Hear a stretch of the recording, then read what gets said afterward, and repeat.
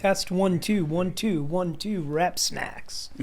When I'm ready to rascal around, I rap snack my way on over to the Baton After a Rouge. hard day of work, come home with a Miller High Life and some People love my sweaty. barbecuing with my honey with a dab of ranch rap snacks. You ain't with your honey if you ain't with your honey. If you with your honey, you ain't got no money. How about that? Yes. I guess that doesn't work. You got to have the money before you get the honey, right? You got all the money. Then comes the honey. Then there goes the money.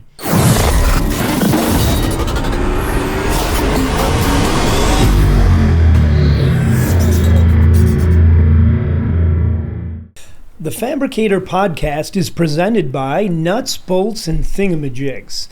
As the foundation of the Fabricators and Manufacturers Association, NBT is dedicated to lifting up the next workforce generation throughout manufacturing. Through camps, scholarships, and donations, there are so many ways to support this incredible endeavor today. Learn more about Nuts, Bolts, and Thingamajigs by visiting nbtfoundation.org. NBT. Fight. All right.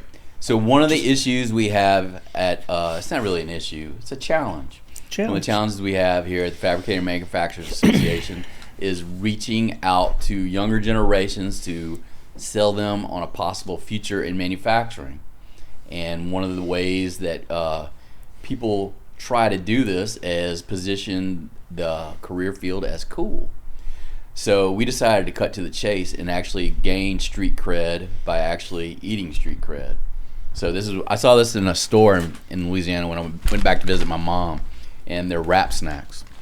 And I think I originally got them just for kicks, but come to find out, it's actually a fairly good product. And yes. I'm trying wrap snacks wavy with Migos, barbecuing with my honey with a dab of ranch. And I will say that in the wavy form, I like a thicker chip. Yes. It's quite tasty. Mm-hmm. And it actually hints a little bit at like some Asian flavoring, although that's not really called out on the bag. Mm-hmm. And the balance of both tangy as well as a little bit of sweetness hits home. So big plug from my guys at Wrap Snacks. We love you, and we're hoping your street cred rubs off on us. Because, believe it or not, we're probably not the coolest individuals in the room. That's accurate. And don't forget, it's not limited to that one flavor. We've got a whole lineup right here, and these are only 4 of the more than a dozen, I believe, flavors I don't even know. They have a lot. There's also the Little Baby all-in flavor. Yeah. It's salt, vinegar, barbecue, onion, and garlic. I think you crumble those up and put it on bagels. I'm not sure the correct term or correct way to use that. Don't forget, though, no limits. Yeah, Master you know what? P's A special plug for Master P for associating himself with this puff product. Could be my favorite. Barbecuing with my honey, and it's spot on. Not too much, not too sweet. Really, another really good product from these folks. So literally saw this, had to pick it up, and I'm saying the chip game is almost where these artist game finds itself. So they also have ramen cups, noodle cups. They do have ramen. Yes. If you check the website, you can order that as well. I want hometown Louisiana, Little Boosie's Louisiana heat. The little dull in the flavor initially. That heat kicks in right toward the end. Pleasantly surprised. Not hot for hot's sake, but a nice way to enjoy a chip that you remember that you're eating, not that you'll forget. This one doesn't lay down on the job. Once again, no street cred. I would say this, their flavor lineup sure seems to aim for the middle, but all of them are delicious. Sweet chili lemon pepper. You don't find that just anywhere. No, you do not. Big fans. What do you do for? What is your normal chip selection? Been hitting the Ruffles a lot lately. Any special flavor? Just straight out. Actually, I dip them in the French onion dip. It's been a hit in the late summer. My brother. So the issue with some of these bigger companies is they roll stuff out and they kind of take it away before it gathers like a huge following. Yes. If anybody has any collection of Ruffles, Buffalo Wild Wing, my brother's probably looking for it. He's probably willing to trade. I'm not sure what he has to trade. Maybe some old, an old chicken coop or something like that. But I thought you were going to say Zima there for a minute. Some old lawnmower parts. He'd have to go look through his backyard a little bit. You'd have to first mow the lawn to find it. Yeah. Kettle cooked chips is normally where I go. Like my boys Zaps down in Louisiana until I shouldn't say this. Some people think maybe the flavoring might be a little bit off since corporate ownership occurred, but so it's taking a turn. I don't know. I don't eat them that regularly because I'm trying to stay under $2.50.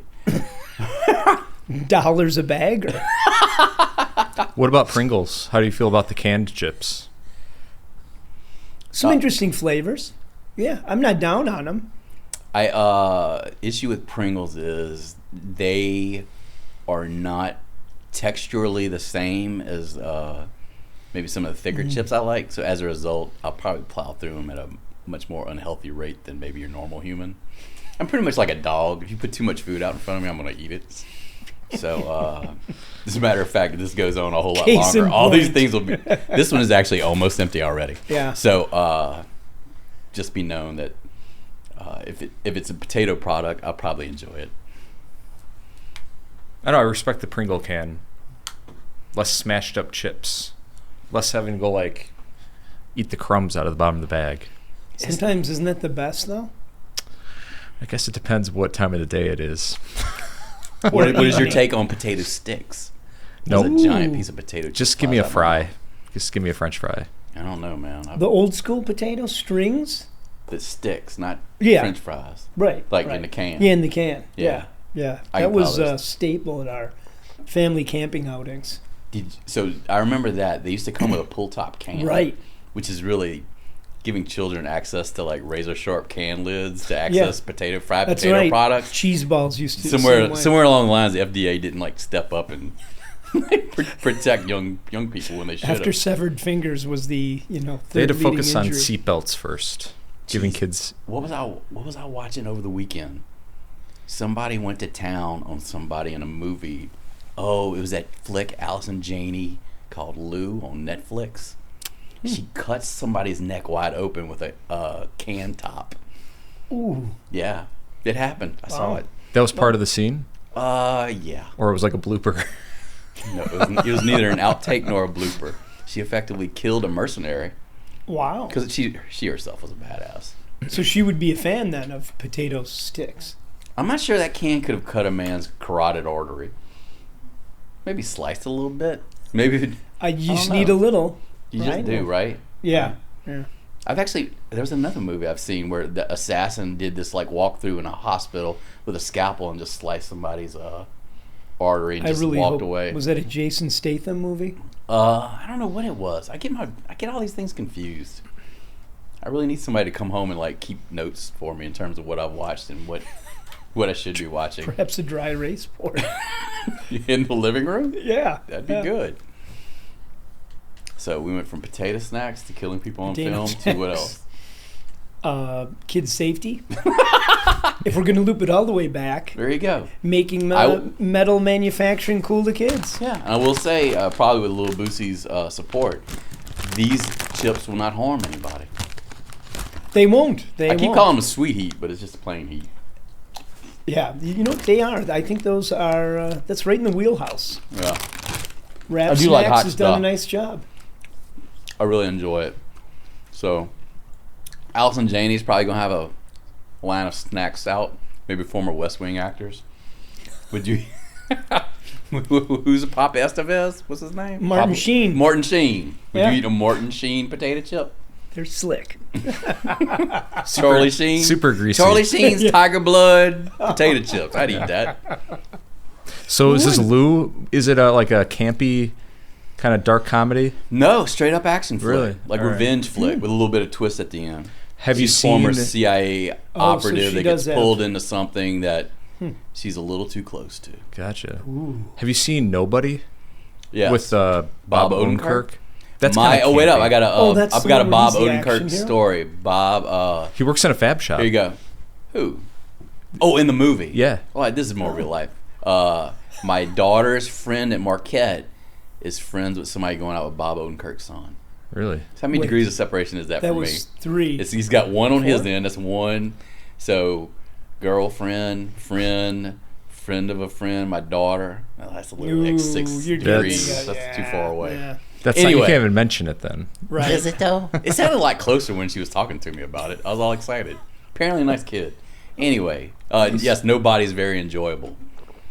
Goes to town. It's been a while since I've seen it though. It's pretty good. Yeah. That's where he's the action. Yeah. Well, it's a kind of a break from his normal. Are we to believe? Refresh my memory. Are we to believe he's a former like agent? Mobster? Not mob. He works for like some special government agency. Oh, taking care of business. Like deep state thing. Deep state. Deep state. You know what? Ooh, what do you think like deep state potato chips would taste like? Musty? Yes. Musty and gray. And they wouldn't have any taste. He would just It would pass be all out. it'd be all the dark potato chips. They have purple potato chips. Right. They have purple potatoes. I've never eaten purple potato chips. I'm assuming they fry up the same way. I would think so. I think Bob Odenkirk loves potato chips. He probably does. Or Saul. Didn't he have a heart episode a while back? Maybe we should like direct this more toward a healthy conversation. Endeavors. Yes. What else is happening? Which one? So the big question is, when we have our first guest today, do we offer him wrap snacks or do we leave it out here and just make him ask about it? I think what we do is we play the suspense role. Yeah, I think we just and let make him it. ask us. Yeah. Just don't say anything until he acknowledges. Don't even acknowledge him. Just stare at him when he walks in. And then let's do this from him to the chips. Pretty soon he'll ask. Yeah. So literally, I'm the only one going to be eating this whole No, thing. out. And it's not. Any comments, Gareth? You've not commented on your favorite wrap snack? I did like the puffs. Really? Yeah. Those are the best. Huh? Really? Man. I'm interested. My favorite of these, like the Rick Ross looks interesting. I feel like this, whatever it is almost going to be awesome on a chicken wing, too. Mm-hmm. Crumble it up? I don't know. I've seen that like with the, what do you call that thing? Flaming Hot Cheetos? Where they crush them all up and like put it on chicken and bake it. Mm-hmm. And like reviews are like very kind of middle of the road. That sounds better than like baking it in NyQuil. Yeah. Have you seen that? There's nothing that should be allowed along those lines. There's like a TikTok thing where people are baking chicken in NyQuil. Maybe we should try that. Once again, be sure and subscribe. If we hit 10,000 subscriptions, we will bake something in a narcotic of our choosing at a later episode.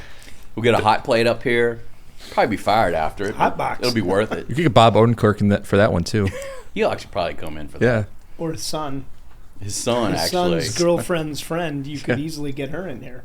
Does this get me in trouble? Because am I going to get beat up because I'm sharing this on public airwaves?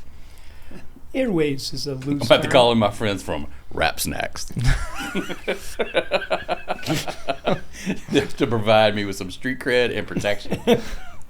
No limits. No limits. That's right. What about Funyuns as a snack? What do you think of those? Loved as a kid, grow up. It's definitely one of those things that kind of lost its fastball as I got older. Really? Even the Flamin' Hot Funyuns, not much going on. When's the last time you had them? Have you ever had them?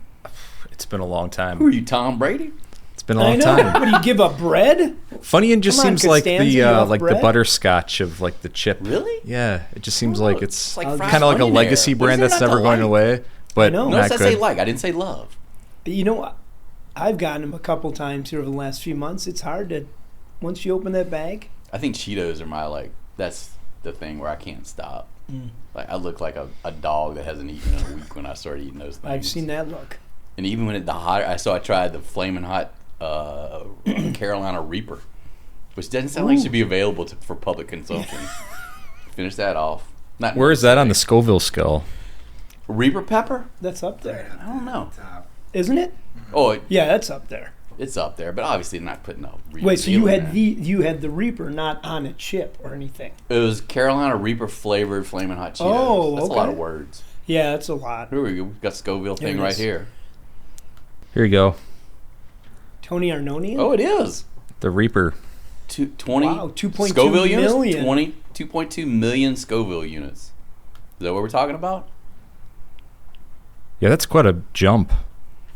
So I have made jerk chicken with the habanero straight up.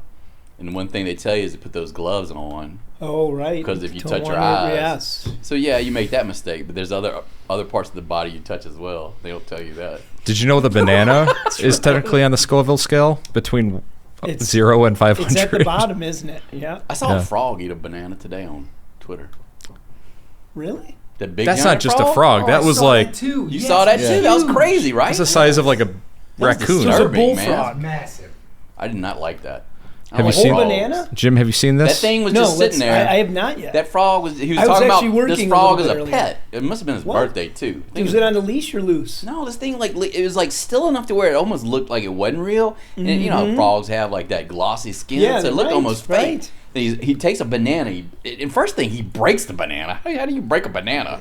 He pulls it apart, It's a puts it out in well-trained front of the frog. frog, and that frog snaps at it like in a half Oh, second. yeah. No, Here you go, Jim.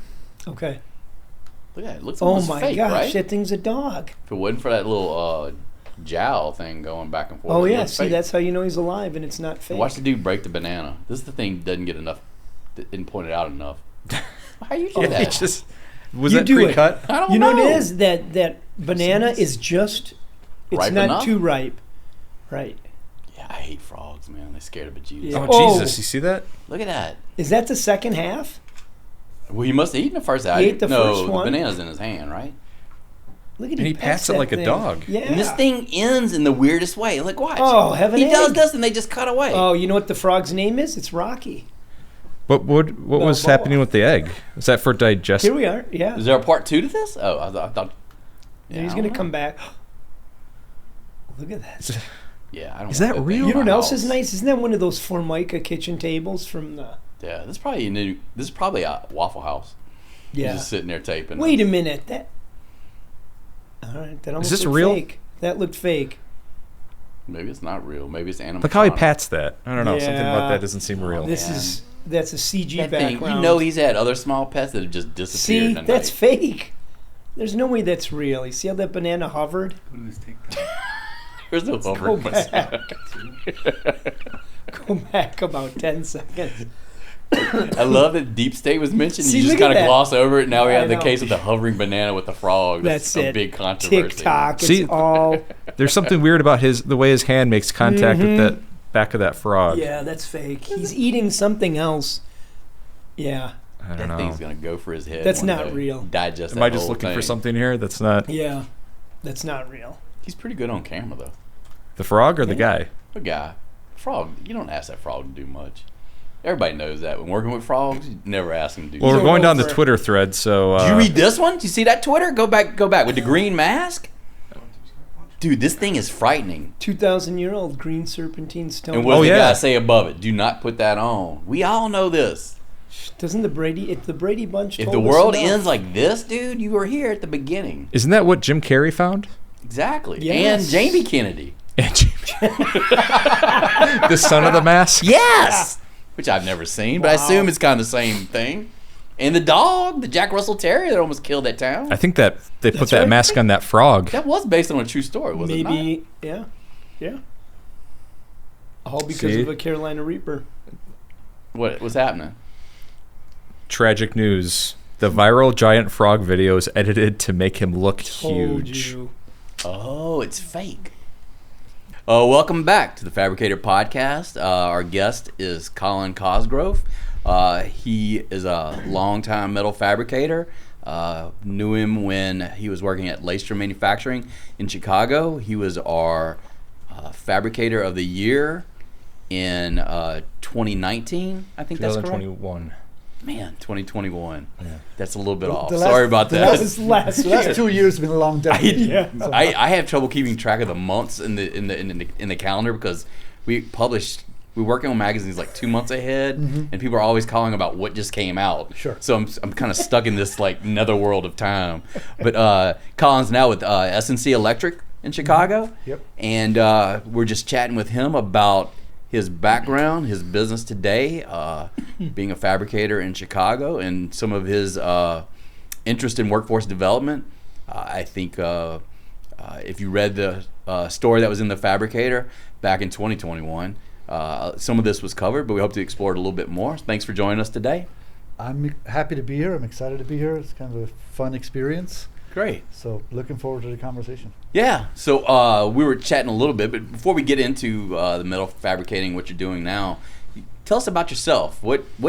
How'd you get into the metal fabricating field? Sure, and I'm gonna, because I'm an argumentative type sometimes, I'm gonna correct you on one thing.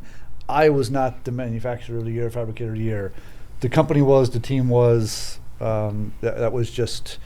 I was fortunate to be in a position to lead that team for a few years. Yeah, and if there's anything I'm used to being is correct, it's edit or yes.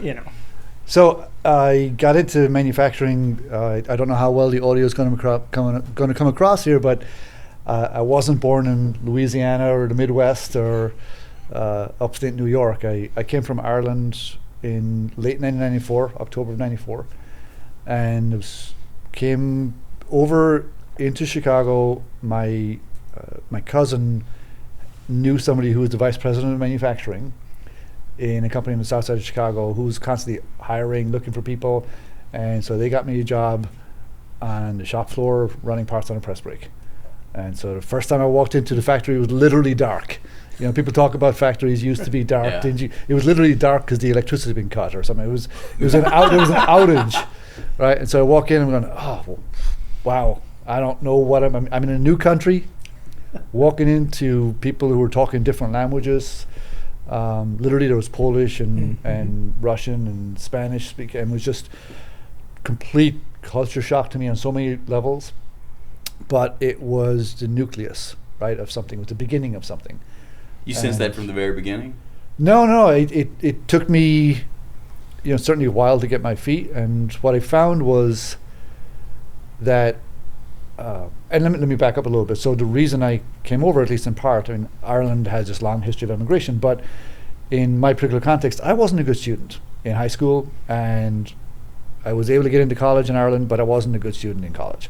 So I wasn't coming from a kind of a good track record of what was I doing and where was I going kind of thing. And then when I did, to sort of come back to your answer or to your question, what I started finding in doing the work was just generating a bit of sort of self-success. For a little bit, I was able to contribute. I was able to really kind of show up every day, get the work done, point out ways where maybe we could improve on something, and that just started to build a little bit. That did start to get to that place where I knew if I could stick with this, and there was a lot of good people, just good salt of the earth folks who were showing up every day, getting the job done, and I could fit in with that group and start thinking about improvements, opportunities to change. That started to take hold a little bit. And so within a couple of years I was working in engineering. At that time frame I worked in every shift. I worked third shift, I worked second shift, I worked first shift, I worked all hours of the day, worked in multiple different departments, ended up getting an opportunity to go into engineering, and I will never forget that day, because for me it was sort of wow, that was a transformation. That was something I sort of did for myself, right? I earned. And I will never forget the day where they said, yeah, you got this opportunity, and took it from there. Yeah. No. Did you have any manufacturing experience before? Just show up? A little bit. I had worked in Germany for 2 summers where I'd done some manufacturing there. Okay. And that was it.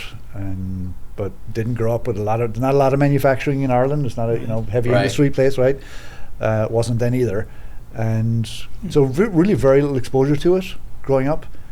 Didn't have any great understanding of what it might even mean. Yeah. Right. And so then just the opportunity to go into that environment, start building some knowledge, start building some awareness, self-education. And I still went back to school. I went back to school to study engineering, and was able to do one of the things where we flexed the hours. Mm-hmm. And I would go to school in the morning and go to work from 12 until 9 at night, and then another day I would have school in the evening, and just the company was great like that in terms of flexibility. But what I realized was I was spending so much time at work, and I was really committed to getting the work done, because I think I felt a sense of responsibility to my teammates, to the people all around me. There was a responsibility to the work itself, that I ended up missing classes. And I can distinctly remember that same vice president who gave me the job calling me one day and saying, "I need you to come in today." It's like, and he said, I need this job to get run today, and you're the only one that can get this. It was an Amada third press program that needed to be edited, and I had to go in to literally on the shop floor, type in G code to change the program to work on some special tooling that we were running, and there's nobody else that could do it.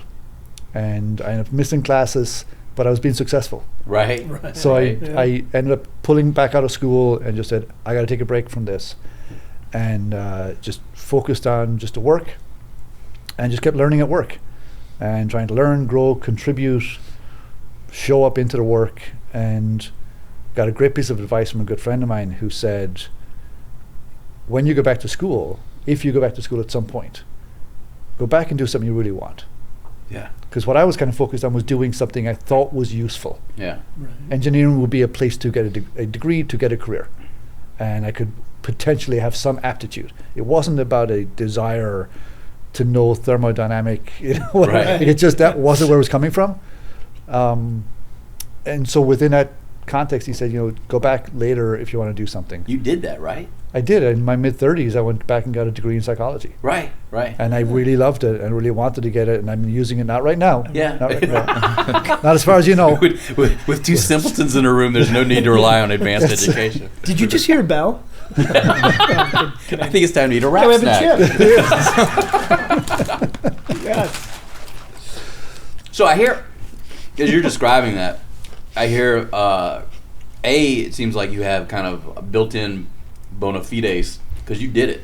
You came over did everything, kind of worked everywhere, multiple shifts. Do you think that helps you in relating to people who might be in the same boat, who maybe had no clear path or idea of what they might want to do? Oh, big time. Yeah, for sure. I mean, I think it's really important for anybody who's in a leadership position today.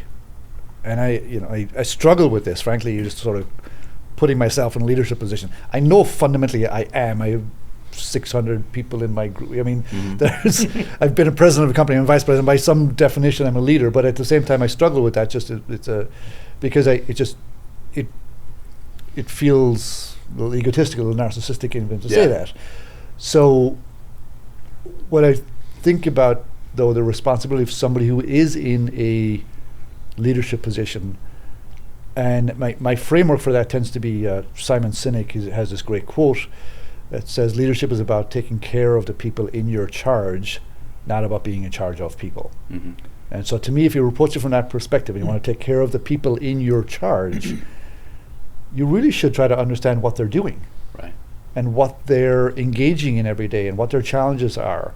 And goodness knows I don't do that with any great level of perfection, right?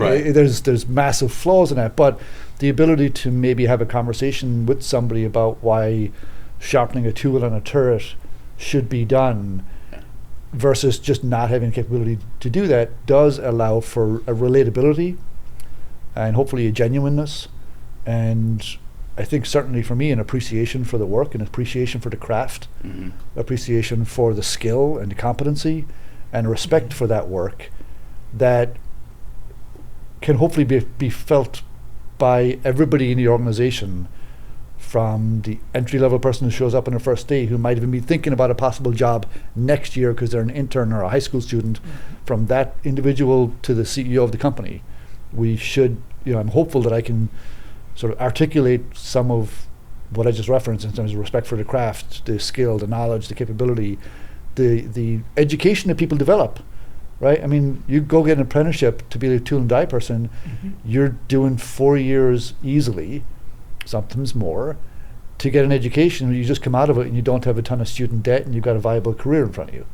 Right? But there's a legitimate education that goes along with that. And you've got people who spent 15 years on a shop floor being educated in the skill of metalworking, the various skills of metalworking. We should have a ton of respect for that. Yeah. I think that's a key word, just respect. I mean, that's probably good advice for a lot of aspects of life. Absolutely. Do you? The other part I was going to bring up is that also by having that experience all the way, does that make you a better estimator? You know, because sometimes I think that disconnect between engineering, quoting, if they don't have that experience from the floor, leaves them a little bit reliant on so-and-so's memory, so-and-so's notes. Yeah. To me, it's kind of the full-rounded employee that these metal fabric companies love. Yeah, I think the most successful engineers in a manufacturing environment are spending time in the manufacturing environment, right? You don't need to have come up through the plant to be a good estimator. It certainly helps. But if you haven't done that, if you're coming out of college and you're looking for that opportunity in an engineering role, and you come in and you learn from the people that are there, that are doing the work in the day-to-day grind of the shop floor application, whether it's on turrets or lasers or an iron worker or precision welding, machining, turning, whatever it might be, that engineer who comes in with curiosity and with respect for the work and a desire to listen can go into that production environment, use those skills, that curiosity, that knowledge that they may have, to knowledge meaning in terms of connecting with people, and go listen, be curious, and learn, as well as bringing if it's a qualified engineer, bringing their capabilities, what they're learning, and the Power BI tools and the CAD tools that are available are they're incredible today. So somebody coming in with some baseline there, and then marrying that together with the shop floor experience, and looking to just spend time listening, observing, watching, and absorbing, that can become very powerful too. Now you're with CNS Electric. I'm sorry. SNC. I wrote it down because I knew I was going to mess it up. SNC Electric. Sure. How does that compare to what you were doing at Laystrom when we first met, and how's business? It's great. There's a lot of things. So I've known of SNC Electric for many years, and one of the challenges with SNC is it's a hidden gem. SNC is the biggest manufacturing company in the city of Chicago. Wow. Now, some other people will tell you it's Ford, but they're from Detroit, so I don't care. Yeah. Right? They can go back to Detroit. That's okay. Not the company. We're happy to have the organization here. But no, it's we are the largest, certainly homegrown. We've been around for well over 100 years. We're making world-class, innovative products that literally keep the lights on. Yeah. Like, that's what we do. Right. The power on, the lights on, whether it's to hospitals, to office buildings, to make sure that frankly your dinner is warm in the oven, right? It's all of that is all reliant on the grid. And what we do is provide resiliency to the electrical system that surrounds us, right? So it's a fabulous place to be in terms of the business opportunity. Right. So we're growing like a weed. Yeah. We're doing really well. We've hired over 500 people this year. Wow. And how many people work Globally. there? Wow. Globally, we're 3,500 people. Okay. We got about, I'm not sure the exact number, somewhere in between 2,000 and 2,500 in Chicago. And we're in Wisconsin, we're in Canada, a little bit of Mexico, Florida, California, but those are smaller divisions. The main population is here in Chicago, on the north side. And I know you're curious a little bit about like what's it like doing business in Chicago. Right. And it's funny because there's so many misconceptions. So Money Magazine, I think earlier this week, rated Rogers Park as the fifth best place to live in the country. Right. Rogers Park on the north side of Chicago, which is SNC's home. Okay. We've been there for 100 years, right? Fifth best place to live in the country. Chicago was just the 6th year in a row. I think it was Condé Nast said it's the best big city in North America. Right. 6 years in a row. And yet, there's a ton of bad publicity about Chicago. And so there's this real tension about what's really happening, what's in the community, what's happening in the city. And it's very dynamic, and it's difficult to kind of answer holistically because there's so many different layers going on and so many different parts to the city. Yeah. But we've been committed to the city for a long time, and a lot of our workforce can walk to work. Right. It can take a very short commute to work.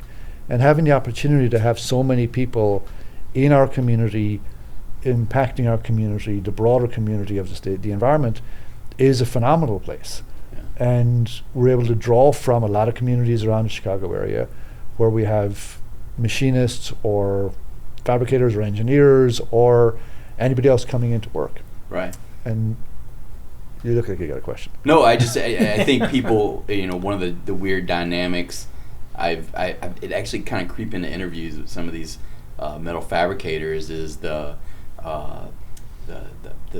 over emphasis on the prototypical farm boy who grew up in and was able to work with his hands, and they're all in search of this kind of like this perfect fabricator. Yeah. When in essence, a company, two companies you've worked for, there's such a population density in Chicago that at least body wise, I would imagine it's easier to find people if there's just thousands around you, as opposed to kind of being located in these far-flung places where a lot of people are leaving these towns and flocking to metro areas just because of opportunity and conveniences, and it's this weird dynamic I've seen over the last particularly 5 years. Sure. As just with the polarization of people in the U.S. where city folk against country folk, and it's just when you bring that up to me, it kind of unless you live in the city, you don't understand that that certainly there are challenges, but it's one zip code does not define whole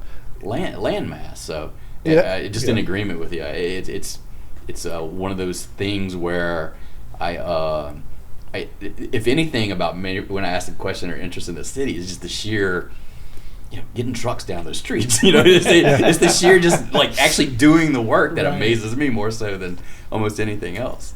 Well, I think too, in a way, the question that I was thinking in my head is, as your, we'll just say your profile suggests, right? Maybe it's finding a person that is a good fit and then giving them the respect that you talked about or the training, and then, getting them to do the job that you want them to do versus, like Dan was saying, somebody who has X amount of either years or months or whatever you want to call it with of experience. Yeah. So you're finding the right person first, and then you're giving the skills. Yeah, we have phenomenal training programs at S&C. We've got real depth in our training programs, and they're quite structured. And the advantage of being the scale that we have is that we get to have some layers where we can have people who are fully dedicated to really, really developing systems where we can take somebody in who is coming out of high school or is younger or looking for a career change and maybe doesn't have a ton of manufacturing awareness or knowledge or experience, and we have systems we can use to build up their knowledge and skills. And we can partner with associations, we can partner with other external folks, like Jane Addams Resource, for example, JARC. They do great work in the city. And there's lots of partners we have where we can develop training programs, but we have them internally too. And you're right, we can look for people that really, it's a development opportunity.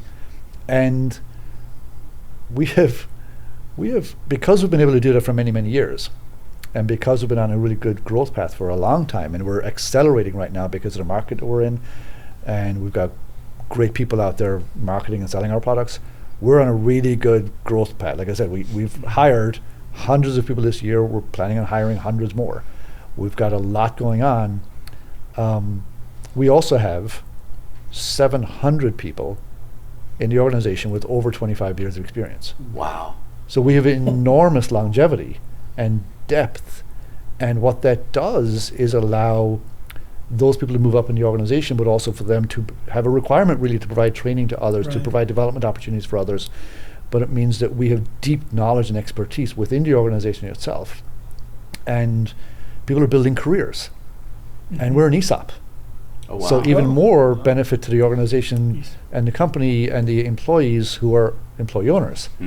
And so we've got it's an exceptional company, and we're under the radar, which I'm working to change a little bit, and many others are too. And there's so many opportunities that we have to provide today in manufacturing. I think we all in manufacturing, and we're doing this at Laystrom. So Laystrom's on the west side of the city, and Laystrom's been growing for many years. I've been on the Inc. 5000 3 years in a row, maybe 4 years now. And the Inner City 100, which is an amazing group, that's the 100 fastest growing companies in under-resourced areas in the country. Laystrom was on that last year and probably would be this year again, because they've been growing so well, and they've been doing similarly, looking for people and looking for development opportunities, also in the city, right? And what we need to do, I think, broadly in manufacturing is continue to tell the stories of what we're really doing well and the careers that we are allowing people to come into and build, because I'm not a unicorn in this, right? In 28 years, I've gone from entry-level press brake operator to vice president of the largest manufacturing company in the city of Chicago, being president of the company for 7 years before that. Like, I'm not the only person who's had that path or some version of that path. And we need to just continue to do a better story as manufacturers of telling the story of career opportunities, not just at S&C, not just at Laystrom, but at a lot of manufacturing companies, where people can come in, be educated, contribute, and you've got a ton of organizations that are building culturally relevant companies, where so many people, young folks today, and there's a lot of talk about people wanting purpose in their jobs. Right. A lot of talk about it. Yeah. I would argue people have always wanted purpose in their jobs. Always. I think you go back to somebody who's 70 years old right now and say, did you want to have purpose in your job when you were 30? Of course they did. Right. But is it amplified today? Is it more public? Is it more media driven in a sense? Sure. So one of the things we have to do, if we can understand that, is build companies that do understand that respect that. Yeah. You know, that respect can be a two-way street, right? That somebody is coming in, and yeah, sure, if somebody, does that knock, right, that people coming in, they want to be promoted every year. Okay, sure, you can set expectations and you can talk about what a path looks like, and at the same time build that path. Yeah. And say, yes, we value input, we value opportunity, we value diversity, we value different people at different levels in an organization contributing to the conversation about where we're going. We value, things like environmental impact, for example. Like, one of the great things about S&C is the stuff that we make helps provide grid resiliency. So we have tons of product going to Florida right now because of Hurricane Ian that just came through there and devastated so many communities. We have a ton of product going there to try to rebuild, to contribute to rebuilding those communities. That's great. Mm-hmm. Internally in the organization, we're at 98+% landfill free. Wow. We have been driving this opportunity to contribute in a different way than just the products themselves, but actually within the organization. What can we do to make a difference, right? And that's what we're really trying to hope that we can continue to develop with anybody in manufacturing. We were doing this at Laystrom, we're doing this at S&C. For anybody, what can I contribute? How can I be part of the solution to what we're seeing around us on so many different levels and layers?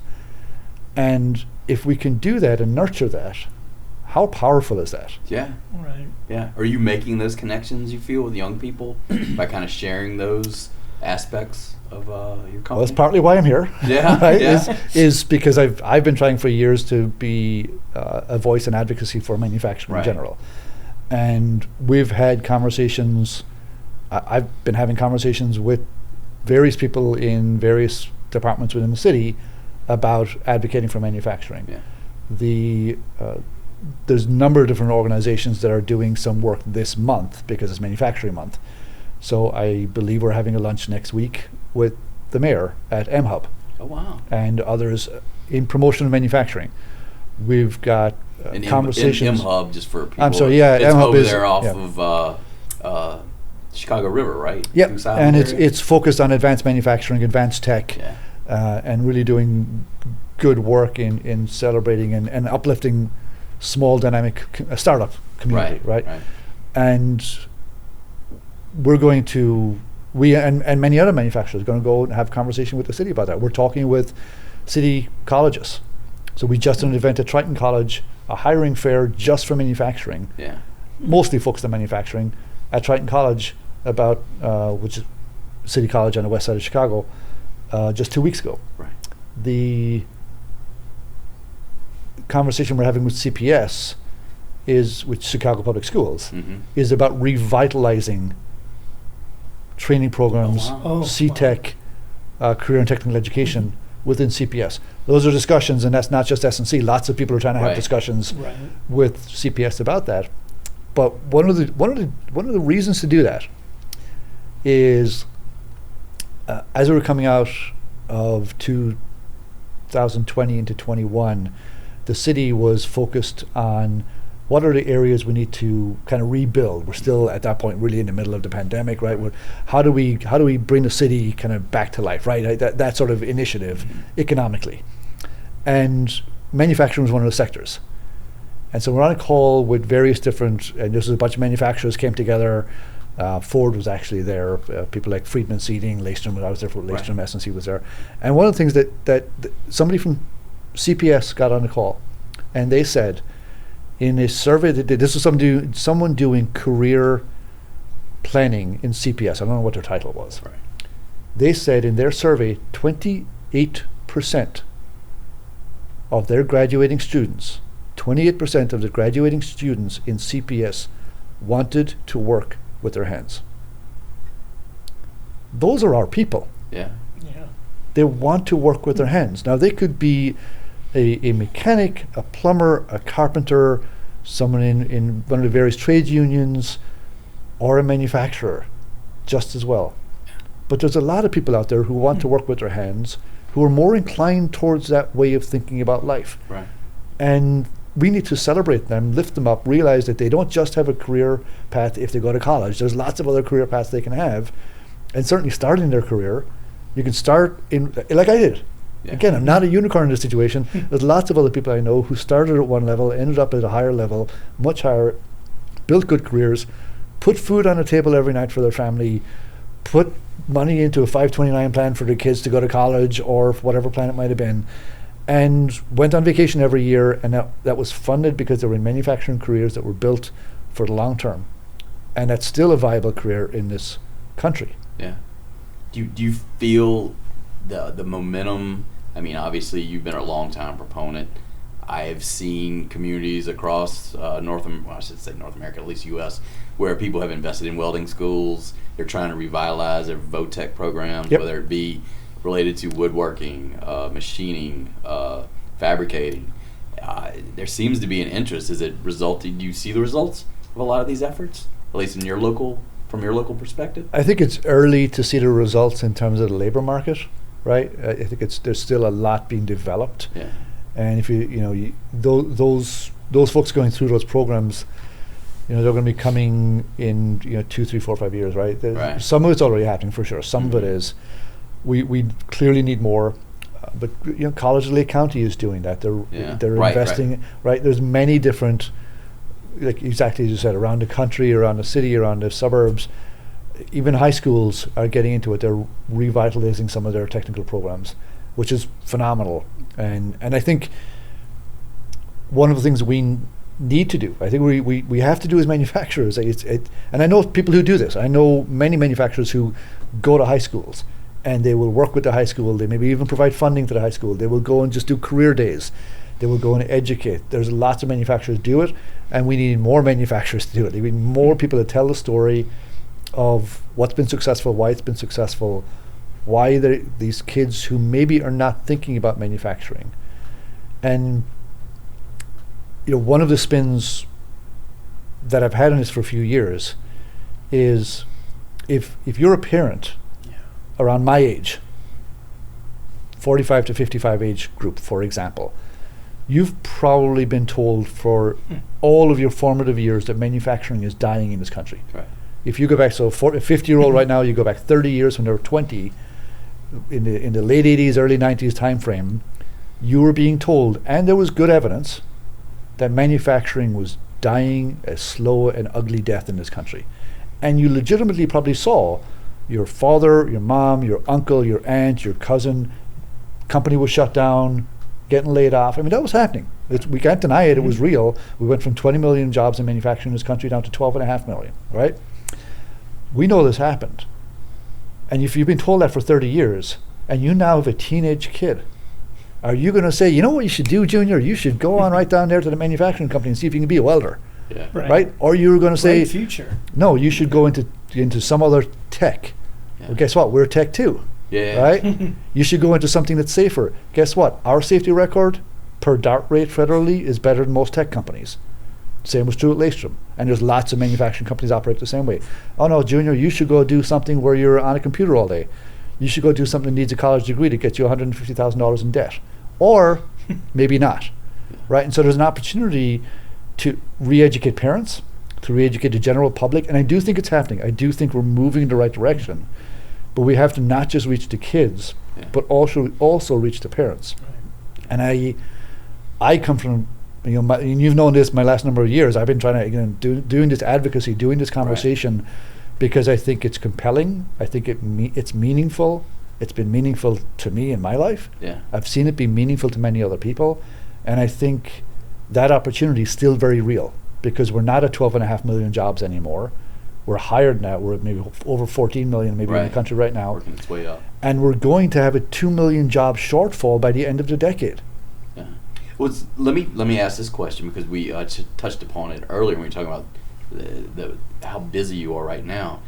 This is going to continue for a while. Yeah. Correct? I mean, I imagine we all know the grid needs to be modernized, and if you've lived in Texas during the winter or out west during the summer, there's a little bit of stress out there, and everybody's talking about electric cars, and no one knows what to believe. But from your perspective, your company is in a good position. I would imagine you would kind of equate that for most of manufacturing, at least in the U.S. Yeah, I think there's tremendous opportunity, and even something like the CHIPS Act. I mean, you got 54 billion, whatever, 50 plus billion to spend on chips. Now, that's not metal fabricating, but guess what? Those chips go inside metal fabricated product. Yeah. Right? Yeah. And so there's this knock-on effect that will be a ripple through the economy. I believe the government, right, wrong, or indifferent, is not a political statement, but the government is going to spend and is spending more money in manufacturing and manufacturing infrastructure than has been, and in broader infrastructure, which will then influence manufacturing. Yeah. Because somebody's going to build all those Tesla charging stations. Yep. Somebody's going to build all those everybody else charging stations, right? All of that has to come together. Right. And the more we can manufacture in this country, the better. I'm not against globalization; it has its place. Yeah. I'm also pro. Let's have lots of manufacturing in this country. I think both can be true, right? The global economy is, I believe, going to continue to grow. There's challenges for sure. I feel like I'm in a church. Amen. Amen. I think that's a good point that you bring up too, that some people say, well, that's not exactly manufacturing. However, it will be there, or it's going to come. It'll overlap. Absolutely. It'll hit the industries that fabricators involved in at some point. Yeah, I mean, if you continue, which we have to do, we have to continue to build infrastructure in the country. Maybe roads are getting redesigned in a different way because we have more electric cars. Well, all of the road work that gets done around those uses utility vehicles. Right. Uses bobcats and skid steers. And who makes those? Caterpillar, John Deere, Case New Holland, Ford, whomever. Elgin street sweepers. Yeah, absolutely. And so the downstream impact of those is very significant, and is still a tremendous opportunity for manufacturers in this country. And so, yeah, it's an exciting place to be. Yeah. Not without its challenges, for sure, but it's an exciting place to be. Yeah, we're up against it a little bit. I'll ask you this, just a more personal question. Do you miss anything from Ireland, being in the States this long? Or has globalization helped with that? I mean, so globalization has helped enormously. Yeah. I when I came over here, the first time I went back was the following, so it was like 14 months later.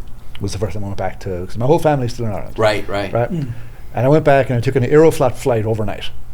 And this was a Russian airline, they're defunct, I think. So the flight that I took overnight, there was two people I sat beside, and neither one of them had been back to Ireland in over a decade. Wow. Because that was how systems worked back then. There just wasn't the same connectivity. And so there may be phone calls, letters, whatever, but that's all you had. And fast forward 10 years later, or a little bit more than 10 years later, one of my treasured memories is of my father, who passed away a few years after my first daughter was born, but my father, who was a singer, singing to my daughter on Skype. Wow. Wow. Well, he was in Ireland, she was over here, and singing her a lullaby on Skype, right? So the impact of technology in not just how we do our work, and we've seen this obviously accelerating in Zoom and everything else the last number of years, But yeah, the impact has been enormous in terms of the change in globalization. That's just a personal example of it. But Ireland's a very different country even now from when we were just there a few months ago, from when I left.